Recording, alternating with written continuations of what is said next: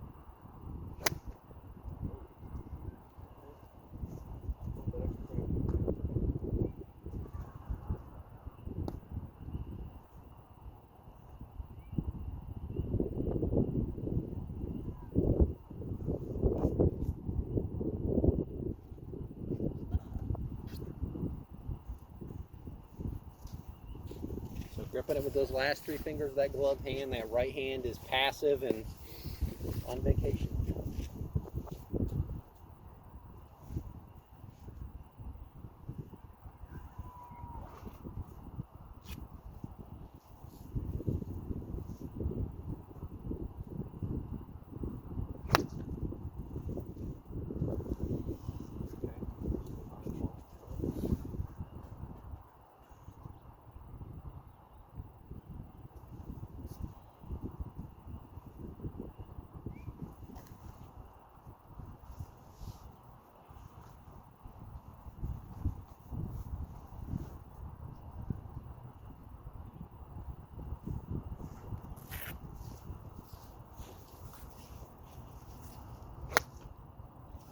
Better.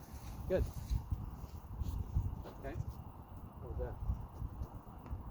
My hand touched that. But that's the psychological part that it's getting to.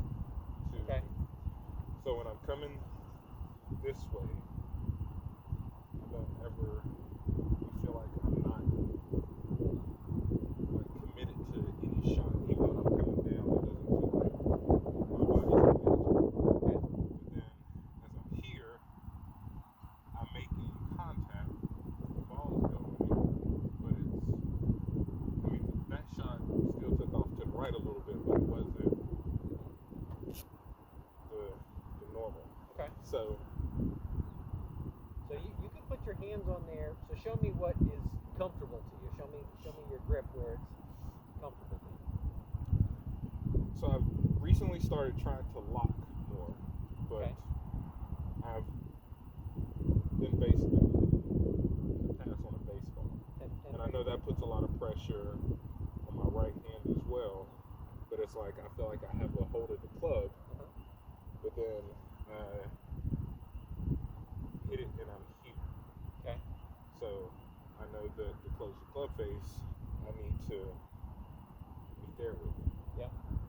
Yeah. I mean, you could have the 10 finger or baseball grip. I mean, that's okay. In reality, what that's going to do, should allow that right arm, as long as it's not overly pressurized, to rotate. So more often than not, when people have a 10 finger or baseball grip, the club over rotates and that ball starts going to the left for us righties. Okay?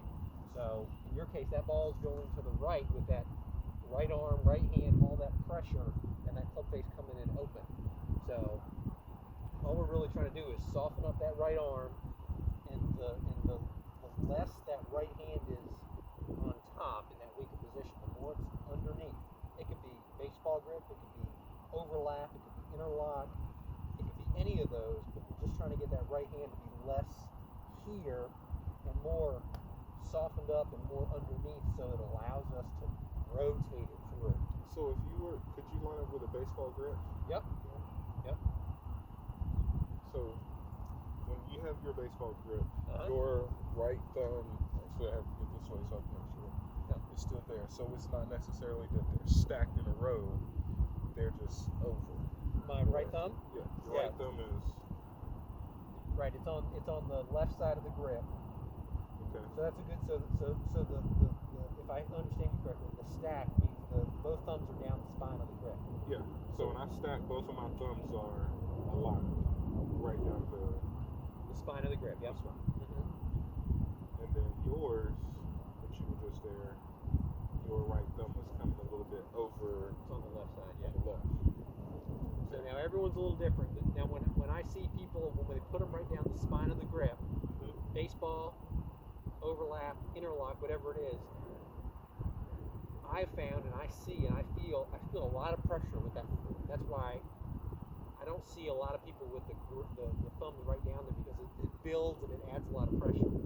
So more often than not, and this is just the way I do it too, it doesn't mean it's the right way, but just more often than not, I see a lot of people with the left thumb on the right side and the right thumb on the left side. That's sort of a neutral-ish grip. Did you lock your hands when you just did that? I'm holding my normal grip, yeah, but it could be a baseball grip too. But I use an overlap grip where the pinky's sort of in that little wedge. But you don't have to do that, but it's just the left thumb spine-ish to just slightly to the right, and then the right thumb is just slightly on the left. It could be right down the middle, or it could be over here. When I was younger and I played a lot of golf, it was way over here and I had a really strong grip. And just like most people that have played golf, you get a really strong grip, start missing the ball left, and then your grip has to adjust a little bit. So my grip is adjusted as I play more golf, just as yours will and will continue. But if you have both those thumbs down here, I have found just through teaching and through hitting balls, that builds and that adds a lot of pressure, and that's really what we're trying to go away from. We're trying to feel the pressure with those last three fingers of that left hand. So whatever we can do to soften up and make this the pressure, not here, and trying to get those thumbs off the spine of the grip per se, to sort of allow them not to be so pressurized. If that makes sense.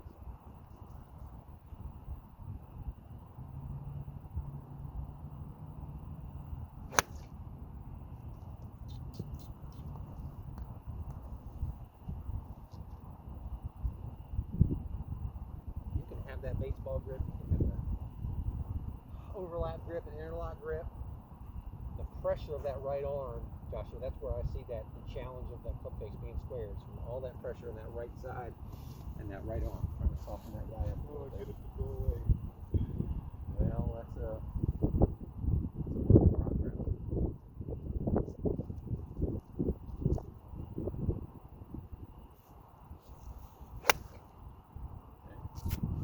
One of the ways we do that, just like I said before, is to sort of just chat a little bit and carry on the conversation as you hit balls. So you can tell me about what you're doing later tonight, what you did for dinner, what your day was like. And you should be able to carry on a conversation with me or with anyone, or talk to yourself. And the pitch of your voice is going to be about the same. It's not going to be dramatically different when you get to the ball. So tell me about what you did today or tonight or whatever. Since June, I've started a golf blog called Baller-To-Bogey. Where basically playing all the top 50 courses in Montana and CCT. Oh, wow. For the 2020 list, I think I ended up getting 21 or 22. Holy smokes, good for you. What was the best one? The best? Yeah. That you enjoyed, just for you. What did you like the best? The one I enjoyed the best was probably Mount Mitchell. Okay. I shot a legit 97. For you. And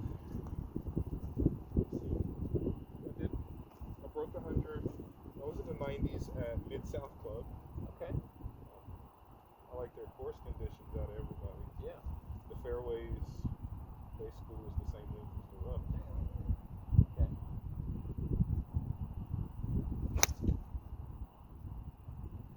Okay. So because I've been in this drought, I have basically stopped playing Okay. those courses. Uh-huh. I take that back. I played the Cardinal. Okay.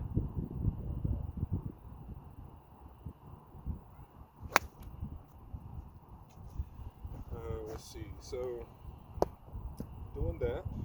Let's see what else has happened. I'll talk about my year in 2020. My mother was diagnosed with cancer in March last year, and she ended up beating it. So Great. no more chemotherapy. My son had open heart surgery in May. That happened. Okay. And then How's he doing? He's crazy. Like, I don't know which type of athlete he's going to be. It's either going to be basketball, golf, or baseball, Okay. or pickleball. Okay. December, my dad, I know, changing voice. Yeah, there you go. My dad passed away due to COVID complications the day after Christmas. Sorry to hear that.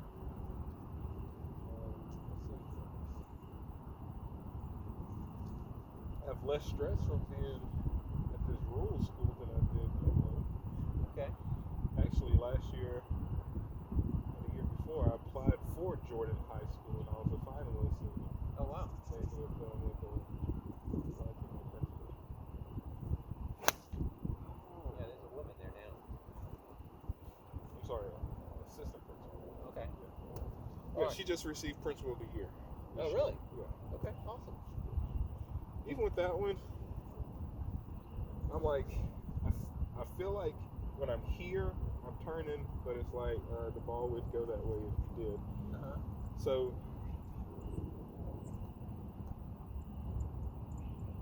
is it like that won't be a great fix if I tried to go into like a permanent overcorrecting? So if I literally line up here and I already have it closed. Yeah.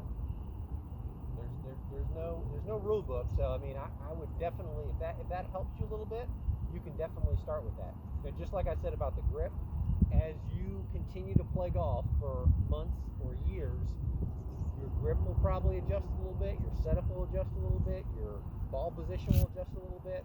It's not like rocket science, but it will adjust a little bit. So right now, if you need to or want to come in with the club face a little bit closed to start, I would say go for it. Just like the one thing I was going to say to you, we're just about out of time here, but the one thing I was going to say to you is that will help you try and rotate the club a little bit is set up to it, and then I'd kick that right foot back just a little bit, so it looks like we're aimed way to the right, but that right foot just back, set up to it, right foot back a little bit.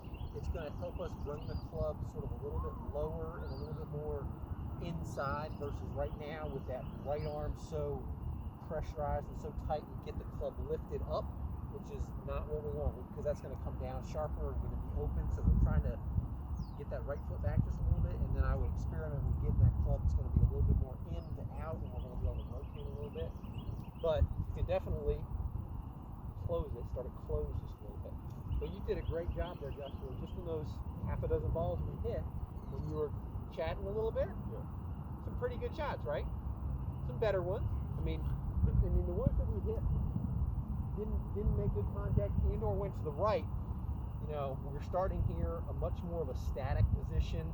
I can see that pressure build up here, and when I helped you bring that club back a little bit, I can feel that pressure in that right side, which is really not what we want. We wanted the last three fingers of that glove hand or that left hand. That's where we're looking for that pressure. That was the best one we hit all day. Contact-wise, still went to the right a little bit, but the contact was way better. It was more sweeping. Okay, so that's a good one to call her a day on, because that one was our best. And again, pressurizing it here with those last three fingers of that left hand. That's what we're looking for. The right hand goes along for the ride. If those thumbs are stacked down there, right down the spine of the grip, you can do that. I just see that as more pressure. So I would aim towards trying to get those thumbs off the grip there, so that we really have to pressurize, and we want to pressurize with those last three fingers there. And then that club face is going to be able to come in less open and more rotation-wise, more turning. That's what we're looking for. Sound okay? I just gotta make it come into action. So I mean, and again, coming out and hitting balls is great. Playing is great. You can make swings, because I know you will put in the time, because you're that kind of guy. Just making some swings, and really, you were watching the left hand or no? Yeah, so if you were watching the left hand like I do, when I bring it up to the top here, I've got my logo on my glove and my watch face. When I get back to the ball, I do not want to see my watch face or the glove. I want to get back to, I want those to disappear. I want that to rotate sooner, so that when I get to the ball, it looks like this. And if I do too much, it's really closed and the ball's going to go that way. So, club face, watch face, logo on that glove. When I get back to the ball, and when you get back to the ball, not here, because that's going to go to the right, trying to rotate sooner and get it to turn. Okay. Soften up that right side, shot an Novocaine or whatever you need to do. But just like you did there, we just sort of chatting a little bit, less pressure, and we just let that club release a little bit. If you wanted to start with the club a little closed, you could do that. If you wanted to experiment a little bit and set up to it, and then just kick that right foot back a little bit to help us, that would be good too. And just like I did there with the head cover, but same sort of thing here with that basket of balls. If I bring this club back, I should be able to swing it straight back and stay away from this area versus going like this and lifting it straight up. Sound good? Yep. Questions? Concerns? No, just I need to come back out and have a second session. Yeah. What's your recommendation as far as like time in between? Good question. So I would say at least you want to have at least a few practice sessions on your own. And unfortunately, with how wet it is, the range has not been open here very much. But like I said, a practice session for you could be, if you've got a place in your garage, or if you've got a grassy area around the house where you could swing and just put in 15, 20, 25 minutes or something like that, or playing around the golf just to get some feedback, that would be good. And or when the range gets open, or you go to another range, when it's dry enough, you get out there and hit some balls, that's good too. But at least a few practice sessions, 2 or 3 practice sessions, to get some feedback and say, hopefully, and then you can let me know, this is what I've been seeing, this has gotten better, maybe this has gotten better, this hasn't gotten better, and then we can sort of go from there. Because I think as you continue to work on it, you're going to get, you've got a lot of good motion there. We just got to get that club face to be less open and less here and more just through. Let that left arm fold, and again, watch face, logo on the glove, let it turn through, and you're going to start hitting the ball so much further, so much straighter. You're going to be a new man, golf-wise. So because right now the club face comes in so open, and the ball's going higher and to the right. We just got to break through and get that club face to rotate, and that thing's going to go a lot straighter.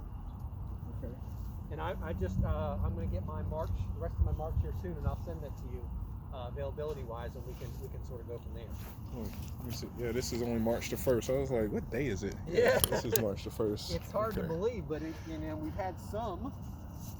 It's been so wet, but at least we're not like